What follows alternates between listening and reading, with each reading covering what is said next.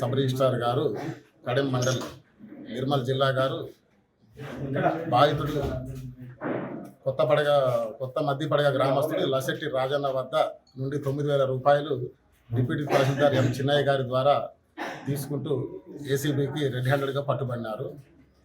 తహసీల్దార్ గారిని బాధితుడు తన పెదనాన్న లసెట్టి పెదభూమరాజం పేరిట ఉన్న సర్వే నెంబర్ 376 5 గుంటల భూమి, సర్వే నెంబర్ 373/2/2లో 24 గుంటల భూమి తన పేరిట మరియు సర్వే నెంబర్ 376/2లో 6 గుంటల భూమిని తన తమ్ముడు లసెట్టి సురేష్ పేరిట గిఫ్ట్ రిజిస్ట్రేషన్ డీడ్ చేయడానికి గాను వారం క్రితం తహసీల్దార్ గారిని కలిసి తన పని గురించి అడిగితే తహసీల్దార్ గారు ఆ గిఫ్ట్ రిజిస్ట్రేషన్ డీడ్ చేయాలంటే 15,000 రూపాయలు డిమాండ్ చేసినారు.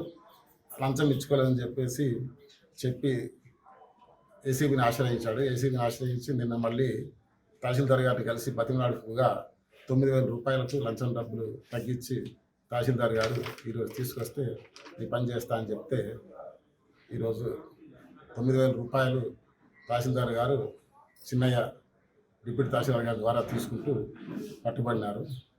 వీరిద్దరిని కూడా కోర్టులో స్పెషల్ కోర్టు ఏసీబీ కోర్టు కరీంనగర్లో ప్రొడ్యూస్ చేయడం జరుగుతుంది.